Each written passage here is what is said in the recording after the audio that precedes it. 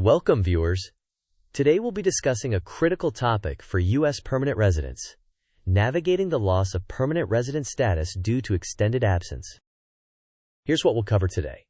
We'll start with an overview of the challenges green card holders face when they're away for too long. Then, we'll delve into two main options available for those trying to return. Next, we'll discuss the SB-1 returning resident visa, its requirements, and finally conclude with recommendations.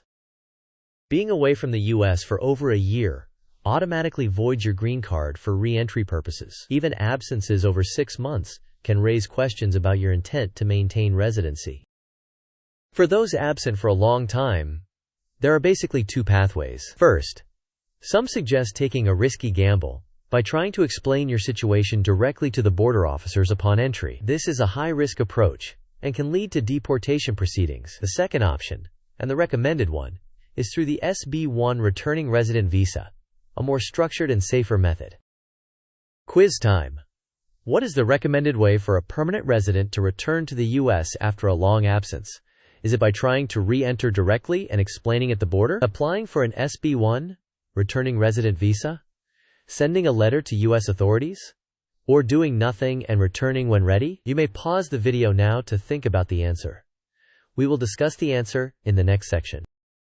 The correct approach for returning to the U.S. after a long absence as a permanent resident is applying for an SB-1 returning resident visa. This option significantly reduces the risks involved compared to directly attempting to re-enter at the border.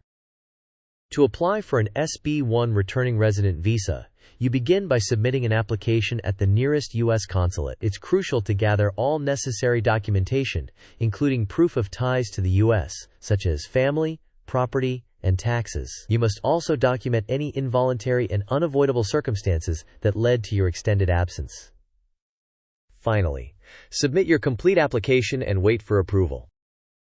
In summary, extended absences from the U.S. can jeopardize your permanent residency status, especially if over a year. Attempting to re-enter at the border without prior preparation is risky and may lead to removal proceedings. The safer route is applying for an SB-1 visa, which provides a formal pathway back to the U.S.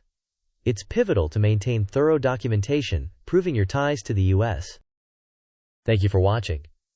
If you found this video helpful, please like, share, and subscribe to support our channel. We'd love to hear your thoughts in the comments below.